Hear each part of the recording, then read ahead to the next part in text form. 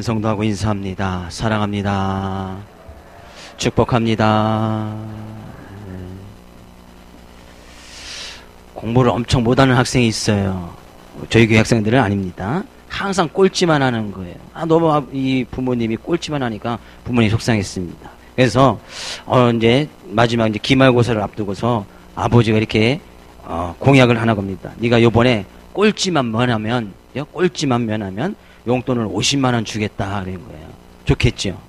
50만 원 주겠다는 거예요. 그래서 이 기말고사를 나와서 이제 성적표가 받아가지고 오는 그날 부모님도 기대하고 열심히 또 공부를 꼴찌를 면하면 50만 원 생기니까 이 학생도 기대를 하고 성적표를 딱 받아봤습니다.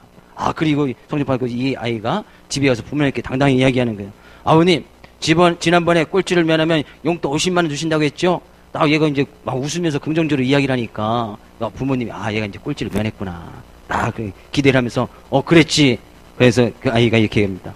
그거 아버지 쓰세요. 그랬다는 거예요.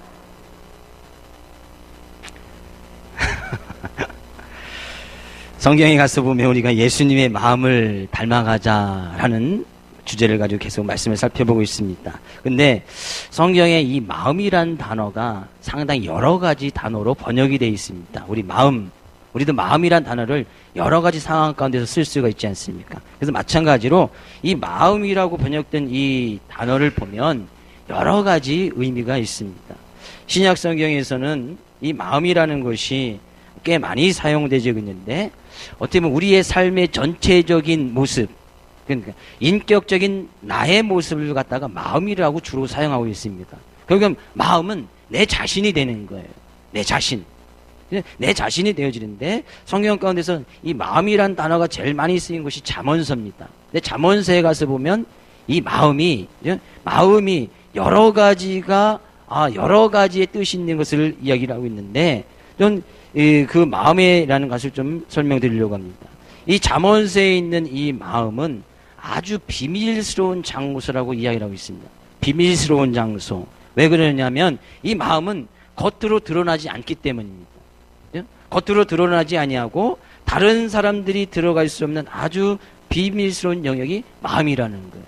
그래서 우리나라 속담에도 10길 물속은 알아도 한 길 사람의 마음속은 모른다. 그죠? 마음을 알 수가 없는 거예요. 도대체. 그러니까 내 자신만이 가지고 있을 수 있는 어떤 나의 삶의 영역이 마음이다라고 표현을 하고 있지요. 그러나 하나님께서는 그 마음도 감찰하시겠다. 마음까지도 지켜보시는 분은 하나님이시라고 이야기를 했습니다. 그래서 잠언서는 그 마음을 잘 다스려라. 그죠? 그 마음을 조심해라. 라고 이야기를 하고 있습니다. 왜? 아주 비밀스러운 것이니까. 그래서 사람들은 그 마음을, 다른 사람들이 내 마음을 볼 수 없을 것이라고 생각을 하지요. 그래서 그 마음 속에 많은 것을 감춰두고 있는 거예요. 많은 것을 감춰두고 있단 말이죠. 네. 또 잠언서에 있는 이 마음은 사람들의 감정이 있는 곳이라고 해요. 감정. 사람들의 감정이 뭐가 있습니까? 기쁘기도 하고 슬프기도 하고 때로는 우울하기도 하고 시기도 있고 그런 어떤 모든 것이 감정이 있는 곳이 바로 사람의 마음이라고 해요. 그래서 이 마음 속에서 사람의 감정이 나타나는 거예요. 그죠? 사람의 감정이 나타난단 말이죠. 그래서 기쁜 마음이 있으면 그죠? 그것이 겉으로도 표현되잖아요. 사람들이 마음이 기뻐지면 괜히 입가에 미소가 저절로 지어지고 사람들 얼굴에 빛이 나기도 하고 또 슬픈 마음이 있으면 슬픔이라는 감정이 마음속에 있으면 괜히 그것도 표시가 나는 거예요. 괜히 우울해하고 인상도 쓰고 있고 괜히 화가 나고 짜증이 나고 그런 것이 거기 있단 말이죠. 그래서 이 마음에 대해서 잠언서는 잘 이야기를 하고 있고 뿐만 아니라 잠언서에는 이 마음이 우리의 이성이 자리 잡고 있는 것이 바로 또 마음이라고 표현하고 있습니다. 이성. 우리 어떤 냉철하게 판별하고 사고하기도 하고 계획을 세우는 것. 우리 이성들이 하는 것. 근데 그것이 자리 잡고 있는 것이 또 마음이다라고 이야기를 합니다. 또 뿐만 아니라 이 마음은 마음의 중요한 기능 중에 하나가 바로 의지. 사람이 어떤 결단한 것. 의지가 자리 잡고 있는 것도 이 마음이라고 해요. 근데 가장 중요한 것 중에 하나는 이 마음이라는 것은 잠언서에 보시면 우리의 신앙과 믿음이 자리 잡는 것도 마음이라고 해요. 우리의 신앙과 믿음이 있는 곳이 바로 마음이래요. 우리의 마음, 우리의 마음인 하나님의 말씀을 듣고 그 말씀을 받아들여서 그것을 믿고 우리의 믿음이 생기고 신앙이 생기고 그 신앙이 자리 잡는 곳이 바로 마음이다. 마음. 그래서 이 마음이 예수님을 닮아가야 우리의 믿음과 신앙이 올바로 설 수 있다는 거예요. 그래서 우리는 지금 한 해 동안 그 주제를 가지고 마음이라는 주제를 가지고 계속 말씀을 나누고 있습니다. 저는 축복된 말씀을 드립니다. 오늘 이 자리에 오신 여러분의 마음이 예수님의 마음으로 가득 차기를 주의 이름으로 축복을 드립니다. 우리 옆에 있는 성도 한번 마음을 한번 볼까요? 마음. 그치, 어디를 봐야 될지 고민이 돼요. 마음. 은밀한 장소인데 어디를 보라는 거야? 뭐 겨드랑이. 성경에 가서 보니까 그 사람의 눈은 마음의 창이다. 그래서 창. 그죠? 옆에 있는 성도의 눈을 한번 잠깐 바라보겠습니다. 눈. 마음이 보이십니까? 어떤 마음을 가진 것 같아요? 좋은 마음? 좋은 마음을 가지셨으니까 이 주일날 더운데 주님 앞에 나와서 예배를 드리는 것이 아니겠습니까? 그러나 이 마음이라는 것은 제가 마지막에 말씀드렸듯이 신앙과 믿음이 쌓이는 장소단 말이죠. 신앙과 믿음이 자리 잡고 있는 그곳인데, 근데 그 마음에 신앙과 믿음만 쌓이고 신앙과 믿음만 자리 잡으면 좋은데 그렇지 않다는 거예요. 그 믿음과 신앙이 쌓이는 곳에 또 뭐가 자리를 잡고 있느냐?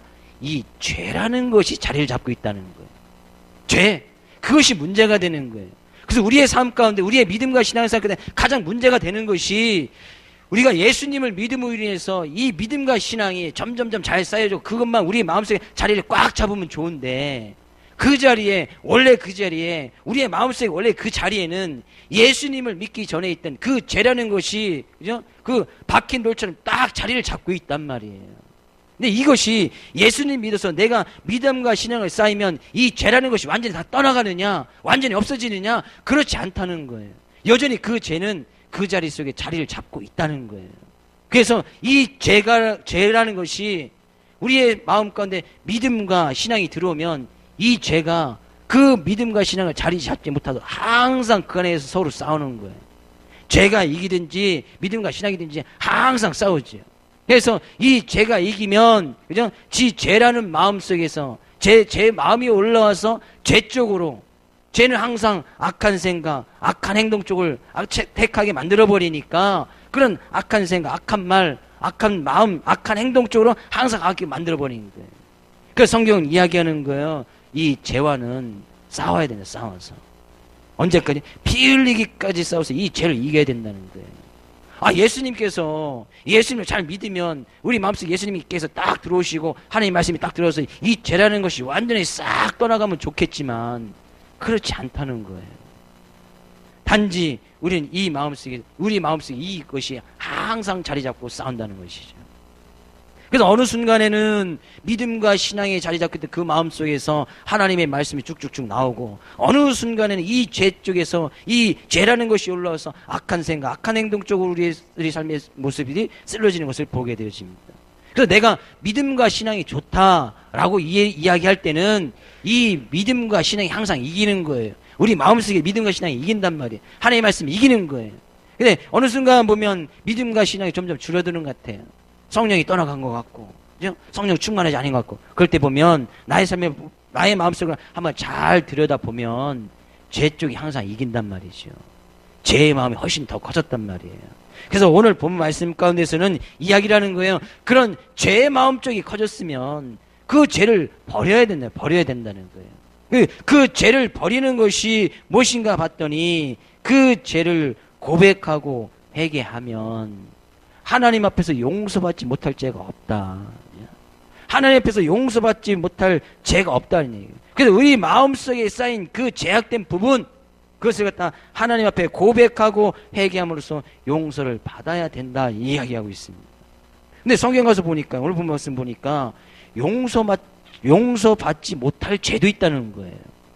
그죠? 하나님 앞에 우리의 죄를 다 고백하면 다 용서받는 거 믿으십니까? 예. 근데 용서받지 못할 것도 있다는 거예요. 어떤 죄가 그럴까요? 그죠? 31절 가서 볼까요? 31절. 그러므로 내가 너희에게 이르노니 사람에 대한 모든 죄와 모독은 사하심을 얻되 성령을 모독하는 것은 사하심을 얻지 못하겠고. 뭐예요? 어떤 죄가 용서를 받지 못하겠다는 거예요? 성령을 모독하는 것은 사하심을 얻지 못한다. 용서받지 못한다는 거예요. 그럼 성령을 모독하는 것이 무엇이냐? 이것은 예수님을 안 믿는다는 거예요. 그냥 성령님께서 우리 안에 계시고 예수님을 나의 그리스도로 고백하고 그에 따라서 나타나지는 어떤 성령의 역사들, 성경 가운데 이 하나님의 말씀을 받으면서 나의 삶 가운데 변화되는 그런 일들을 인정하지 않는 거예요. 그러니까 성령을 모독한다는 것은 예수님을 믿지 않았다는 거예요.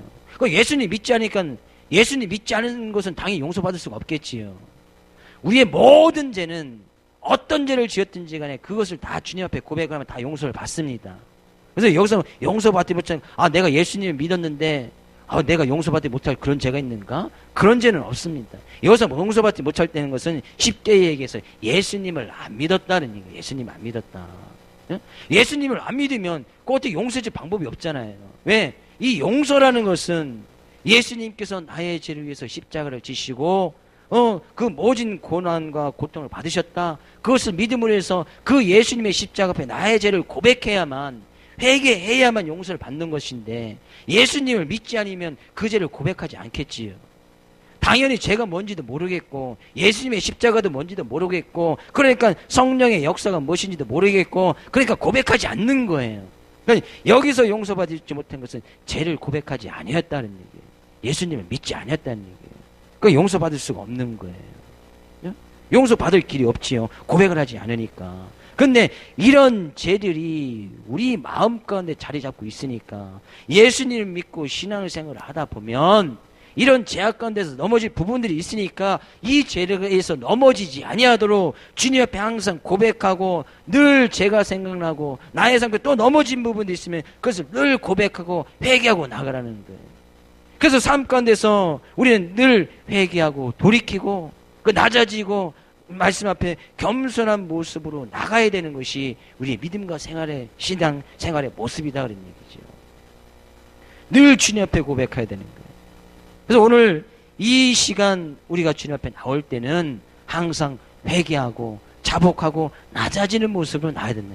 그래서 우리가 말씀을 듣기 전에 항상 성만찬을 앞에서 둡니다. 왜? 말씀을 듣기 전에 믿음과 신앙의 하나의 말씀이 들어오기 전에 이 죄라는 것을 회개하고 용서를 해야 그 자리에 말씀이 들어올 수 있으니까 성만찬을 앞에 두고 있단 말이에요. 지난 한 주간 우리의 삶의 모습을 되돌아보고 주님 앞에 회개하고 돌이키는 일을 갖고 내가 또 여전히 넘어졌구나.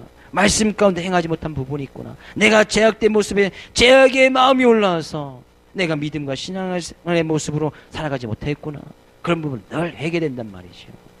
넘어지면 또 회개하고 넘어지면 또 회개하고 그러면 어느 순간에는 그죠? 그 넘어진 부분에 대해서는 다시 넘어지지 않을 수 있단 말이죠. 계속 회개하고 말씀을 붙들고 나가두면 어느 순간 내가 주기적으로 반복해서 넘어졌던 그 부분들에 대해서 어느 순간에 가서 보면 내가 그것을 이길 수 있는 거예요. 그래서 회개와 용서의 기도가 늘 필요하다는 거예요. 왜 우리는 매주 성만찬을 하고 늘 회개 기도를 해야 되고 왜 돌이켜야 되는가? 왜 해야 됩니까? 내 자신의 연약한 부분이 늘 자리 잡고 남아있기 때문에 죄악된 몸이 늘 자리 잡고 있기 때문이다. 우리의 마음속에 늘 자리 잡고 있기 때문이다. 그런 얘기예요. 그래서 오늘 본문 말씀 가운데서는 예수님께서 말씀하고 있습니다. 나무도 좋고 열매도 좋다 하라. 왜 이런 말씀하시는가 보면 예수님께서 항상 그의 삶 가운데서 예수님께서 말씀하신 것은 항상 어떤 말씀이에요? 예수님께서 하신 말씀은 항상 하나님의 말씀입니다. 하나님의 말씀을 빗대어서 항상 말씀하고 있단 말이에요. 근데 그 말씀을 증거하고 하나님의 나라를 증거하고 회개와 용서를 증거하고 예수님 믿는 삶의 모습이 무엇인지 그것을 쭉 증거하다 보니까 사람들이 그 예수님의 말씀을 듣지 않는 거예요. 예수님의 모습을 보니까 어느 저쪽 시골 구석에 나사렛 동네에서 태어난 목수의 아들이 어느 순간 하나님의 아들이라고 이야기를 하면서 하나님의 나라를 이야기를 하고 자기를 믿으라고 하고 자기를 따르라 하고 죄를 회개하고 돌이키라고 이야기를 합니다.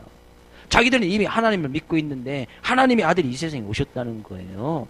성경의 구약시대에 예언됐던 그 말씀이 이루어졌다는 거예요. 그러니까 사람들이 그것을 쉽게 받지 않는 거예요. 아, 저 사람 귀신 들린 것이 맞다. 저 사람 귀신 들린 것 같다. 그러면서 사람들이 하나님의 말씀을 믿으려고 하지 않습니다. 그럴 때 예수님께서 이 말씀을 하신 거예요. 아, 나무도 좋고 열매도 좋다 하라. 그죠? 내가 지금 하나님의 말씀을 가지고 내가 선한 나무로, 그죠? 선한 나무로 인해서 나의 삶 가운데 나오는 것이 선한 말이다 라고 예수님께서 말씀하고 있는 거예요. 내가 만약에 귀신을 들렸다면 나의 삶 가운데 귀신이 하는 말, 귀신의 묘로 사로잡혀 있으면 귀신이 하는 말을 하지 않겠습니까? 그럼 귀신들이 하는 말은 사람들을 속이고 꾀이고 넘어뜨리고 그들에게 악한 말을 하는 것들이 귀신들이 주는 말인데, 내가 그러진 않는다는 얘기죠. 내가 너희를 속이려고, 너희를 깨우려고 제약된 모습으로 살아가도록 그런 말씀을 증거하는 것이 아니다. 왜? 그들 보면 알거든요. 왜? 예수님께서 하시는 말씀이 다 성경 가운데 있는 구약 시대에 있던 말씀들을 예수님께서 인용해서 다 말씀하셨거든요.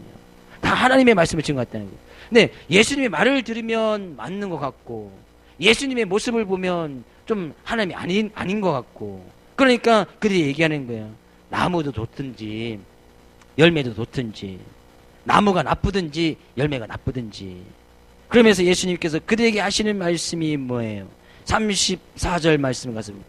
34절. 독사의 자식들아, 너희는 악하니 어떻게 선한 말을 할 수 있느냐? 이는 마음에 가득한 것을 입으로 말함이라. 예수님의 삶 가운데서는 항상 하나님의 나라, 하나님의 말씀, 그것이 마음속에 가득 차고 있으니까 예수님의 삶 가운데 제약된 모습이 있습니까? 없습니까? 예수님 죄가 있으신 분이에요? 없으신 분이에요? 죄냐가 전혀 없으신 분이죠.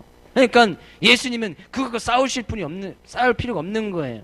그의 마음 가운데 죄와 믿음과 그걸 쌓을 필요가 없는 거예요. 그래서 예수님의 삶 가운데서 나오시는 항상 그 말씀은, 마음속에서 나오는 이 말씀은 항상 선언과만 말할 수밖에 없다는 거예요. 그죠? 그래서 이들에게 이야기합니다. 너희들이 마음속에 이 악한 것이 있고 죄악된 것이 사로잡고 있기 때문에 내 마음속에서 나오는 그런 선한 말들이 악한 것으로 들리느냐? 그런 얘기예요. 그래서 선한 마음이 있으면 선한 말밖에 나올 수 없다는 거예요. 그러면서 그들에게 부탁하시는 말씀이 35절 말씀이에요. 35절. 선한 사람은 그 쌓은 선에서 선한 것을 내고 악한 사람은 그 쌓은 악에서 악한 것을 내느니라. 무슨 이야기입니까? 마음이 선한 것을 계속 쌓다 보면 그의 삶의 모습에서 이 사람이 선한 마음을 가졌구나. 그래서 어떻게 알 수 있다는 거예요? 사람을 보아서는 알 수 없어요. 그럼 무엇을 통해서 알 수 있다는 거예요? 그 입에서 나오는 말을 통해서 알 수 있다는 거예요.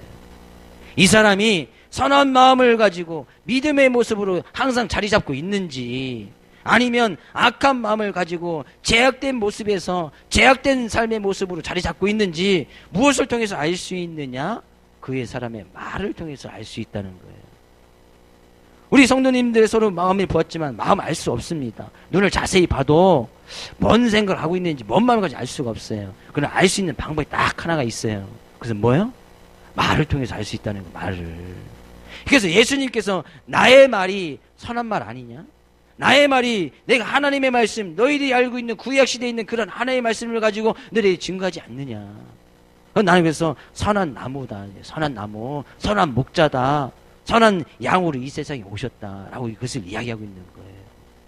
저는 이런 선한 마음, 그런 예수님의 마음을 본받기를 원합니다. 저는 여러분의 마음을 알 길이 없어요. 여러분이 눈을 자세히 봐도 그냥 선한 모습으로, 웃는 모습으로 저를 바라보면 다 선한 마음으로 보여요. 그럼 뭘 가지고 알 수 있어요? 뭘 가지고? 말을 하는 것보다 다 알 수 있어요. 말.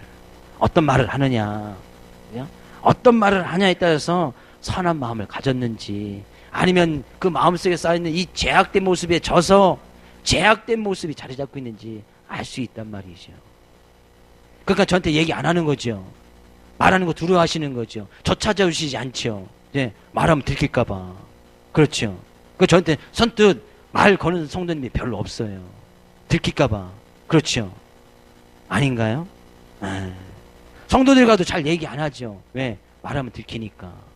이 성도에 대해서 어떤 마음을 가지고 있는지, 저 친구에 대해서 어떤 말을 가지고 있는지 들킬까봐 이야기하지 않는 거예요. 그러니까 성도들 간에 교제가 없는 거예요. 그러니까 교회는 연합해서 하나를 이뤄나가야 되는데 그 연합이 깨어져 버리는 거예요. 왜? 선한 것, 선한 마음을 쌓지 아니하면 악한 마음한테 당연히 지게 돼 있단 말이죠. 믿음과 신앙의 모습으로 선한 것을 계속 쌓아나가지 아니하면 이 제약된 모습, 선한 것을 쌓지 않는구나. 그럼 이 제약은 계속, 이 죄는 번식력이 있습니다.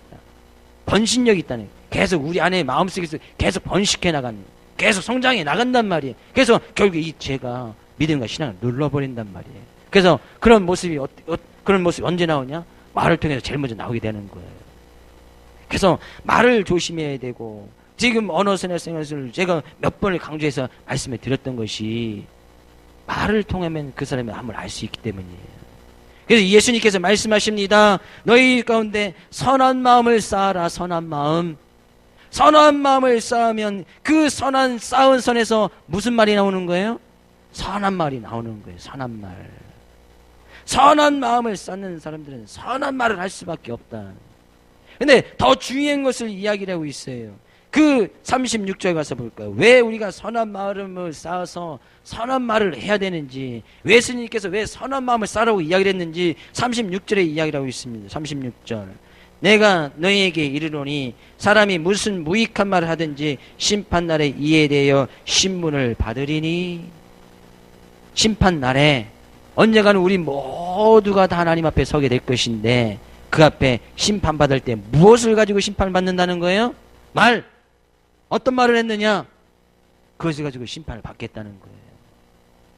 무익한 말. 여기서 무익한 말은 뭐예요? 상대방에게 무익한 말, 상대방의 어떤 사람들을 죽이는 말, 사람들을 슬프게 했던 말, 사람들에게 어떤 화나게 했던 말, 사람들에게 욕하게 했던 말, 그런 모든 말들을 가지고 심판을 받을 것이다라는 얘기예요. 지난 한 주간 우리는 얼마나 많은 무익한 말을 했습니까? 몇 명의 사람들을 죽였습니까? 그죠? 얼마나 많은 사람들에게 욕을 하고 시기하고 질투하는 말을 했습니까? 왜요? 그런 부분에서는, 그런 삶의 영역 부분에서는 내가 졌다는 얘기예요. 믿음과 신앙 그것으로 졌다는 얘기예요. 선한 마음이 그 부분을 이기지 못했단 말이에요.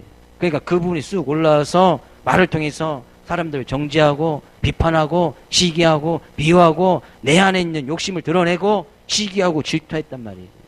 그 부분에서는 졌다는 얘기예요. 근데 그것을 가지고 나중에 심판 앞에 딱 서게 되지면 그것을 가지고 심판하겠다, 물어보겠다는 얘기예요. 너 그때 그런 말 했지? 너 그때 사람을 시기하게 했지? 너 그때 사람을 죽였지? 너 그때 사람에게 욕했지? 왜? 욕하는 것은, 성경에 욕하는 것은 사람을 죽이는 살인죄와 동일하다고 했으니까. 너 그때 사람 죽였지 않느냐? 그거 심판받겠다는 거예요.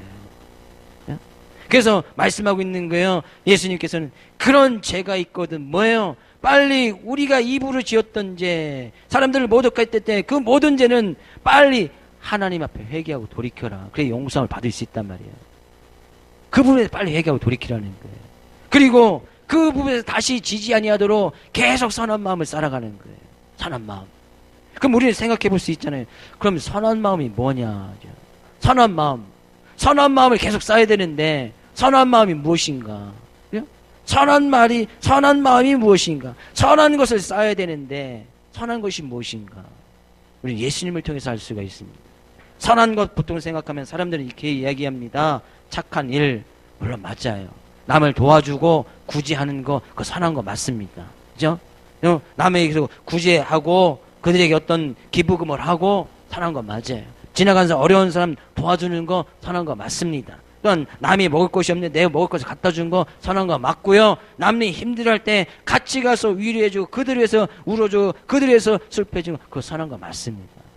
그러나 성경 가운데 가장 선한 것은 예수님께서 말씀하고 있습니다. 예수님이 선한 마음인지 안 마음인지, 예수님께서 선한 마음이라고 하셨으니까, 그러면 예수님께서 선한 마음 어떻게 할 수 있습니까? 예수님의 말을 보면 알 수 있단 말이에요. 예수님의 말.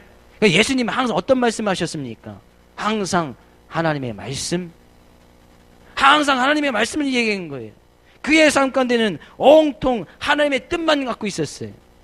하나님의 뜻, 하나님의 말씀이, 하나님께서 뭐라고 말씀하셨는지 예수님의 마음속에 온통 그것을 갖고 있었단 말이에요. 근데 그 마음을 선한 마음이라고 이야기하는 거예요.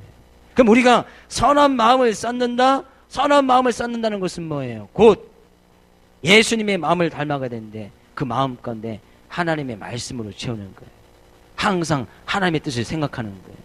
항상 예수로 가득 채우는 거예요. 그것이 선한 마음이다는 거예요. 내가 힘들고 어려운 사람 하나 도와주는 것, 그것을 위해서 선한 마음이 쌓인 것이 아닙니다.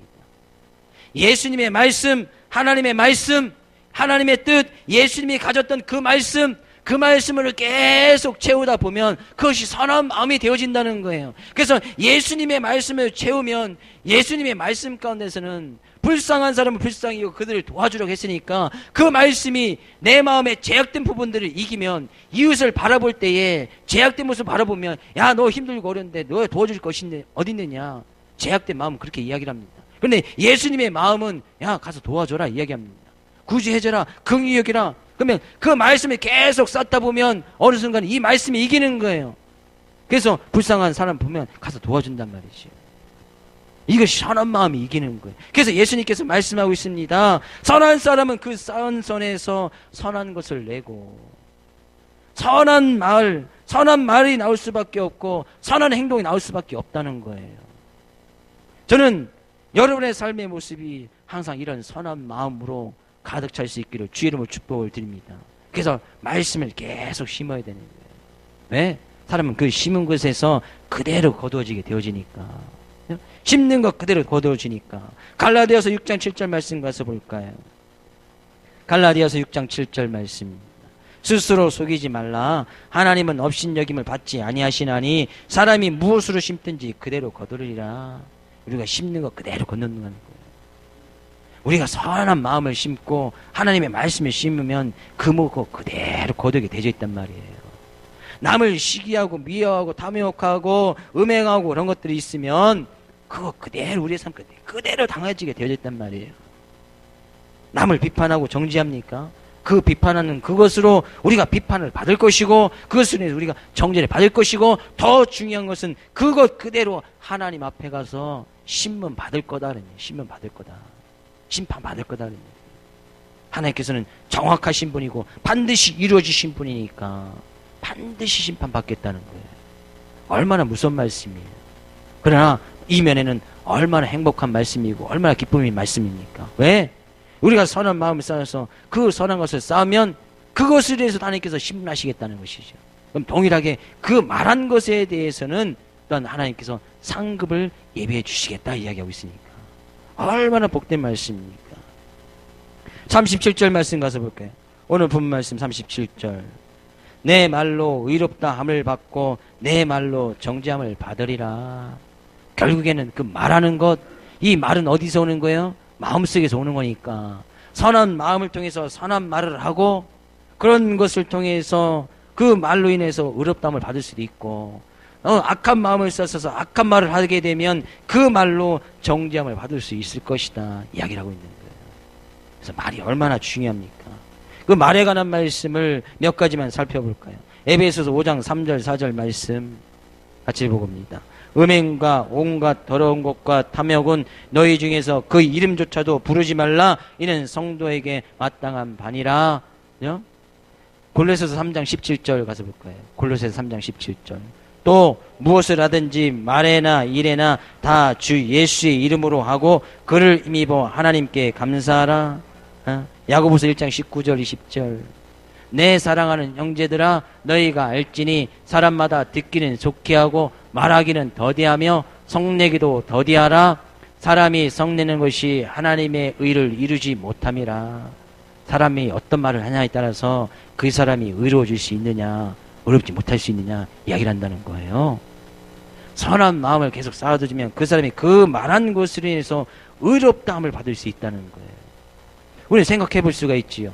사람이 의로워질 수 있는 방법, 그죠? 사람이 어떻게 의인이 될 수가 있습니까? 근데 의로워질 수 있다고 얘기를 해요. 무엇을 통해서? 의로운 말을 하면 의로워질 수 있다는 거예요. 근데 의로운 말이 무엇인가 우리 또 생각해 볼 수가 있잖아요. 그죠? 성경에 사람이 의롭다고 하는 것은, 그죠? 예수님을 믿음으로 인해서 그 예수님 믿음을 해서 우리를 의롭다고 칭해 주시다고 이야기했습니다.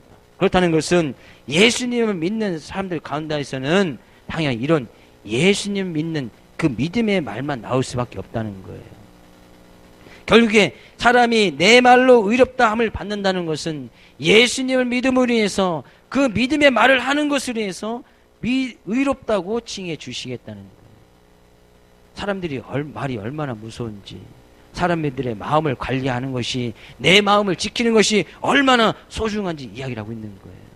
그래서 이 예수님께서는 그 마음이 제약된 모습에 지지 아니하고 제약된 모습에 빼앗기지 아니하도록 항상 선한 것을 계속 쌓아두라는 거예요. 계속 쌓아두라는 거예요. 계속 이 제약된 모습이 이 마음속에서 올라오지 못하도록 계속 선한 것을 쌓다 보면 어느 곳에서 이 제약된 모습을 뚫고 오지 못하는 거예요. 제약된 모습이 없어지는 것이 아닙니다. 우리의 마음 가운데 이 제약된 모습이 예수를 믿는 데 싹 없어지시는 것이 아니에요. 여전히 자리 잡고 있다면 자리 잡고. 근데 선한 마음, 선한 것을 계속 쌓으면 이 제약된 모습이 뚫고 올라올래도 올라올 수가 없는 거예요. 올라오다가도 선한 것으로, 선한 것은 하나님의 말씀으로 예수님 믿는 믿음으로 올라가도 그것이 변화되어서 나온단 말이에요. 그래서 예수님을 믿는 사람 가운데 가장 변화된 모습 가운데 중에 하나가 말이 변해지는 거예요. 예수님을 믿으면 말이 변해지는 거예요. 예수님 믿으면 그의 삶 가운데 항상 예수만 얘기하는 거예요.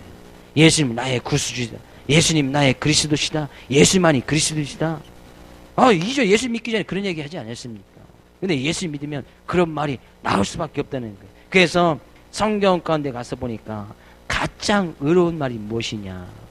가장 의로운 말이 무엇인가? 디모데전서 1장 15절 바울 사도는 이렇게 고백을 합니다. 같이 읽어볼까요? mit보다 모든 사람이 받을 만한 이 말이요, 그리스도께서 예수께서 죄인을 구원하시려고 세상에 임하셨다 하였도다. 죄인 중에 내가 계시니라. 모든 사람들이 다 받을 만한 미쁜 것은 정말 아름답고 귀한 말, 가장 의로운 말, 가장 사랑스러운 받을 말, 그것이 무엇이냐? 예수께서, 그리스도 예수께서 죄인을 구원하시려고 세상에 오셨다. 예수님께서 이 세상에 오셨다.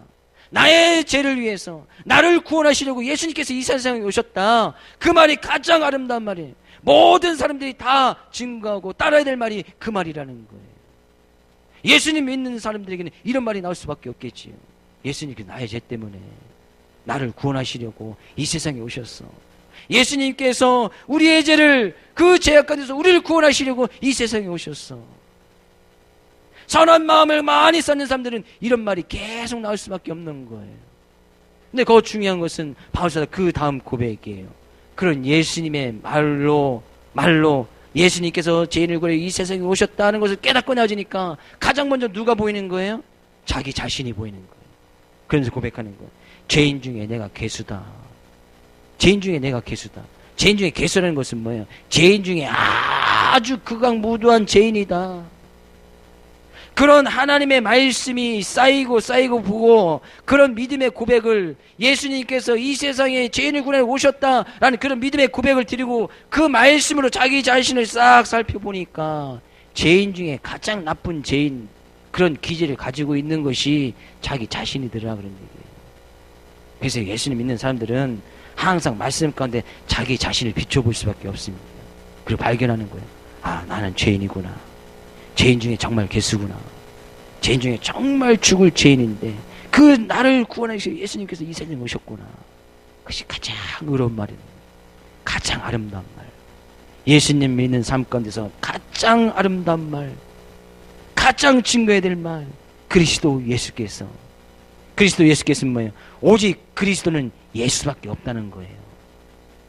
그리스도는 예수밖에 없습니다. 그리스도는 오직 예수밖에 없습니다. 믿으십니까? 예. 예수만 그리스도예요. 세상은 예수만 그리스도라고 이야기하지 않습니다. 다른 것도 그리스도가 될 수 있다고 이야기를 해요. 그리스도는 구원자니까, 구원자, 구원해 주신 분이 예수만 그리스도냐? 아니다. 세상은 적그리스도들이 나타나고 거짓사들이 나타나서 거짓사들이 나타나서 예수만 그리스도냐? 너에게만 구원이 있느냐? 우리에게도 구원이 있다는 거예요. 인정해달라는 거예요. 너희 기독교는 상당히 이기적이라는 거예요. 왜 다른 사람들의 종교는 받아들이지 않느냐? 관용하지 못하다고 이야기를 합니다. 바울사도는 예수를 믿고 나서 그래도 고백하는 거예요. 그리스도 되신 분은 오직 예수밖에 없다. 믿으십니까?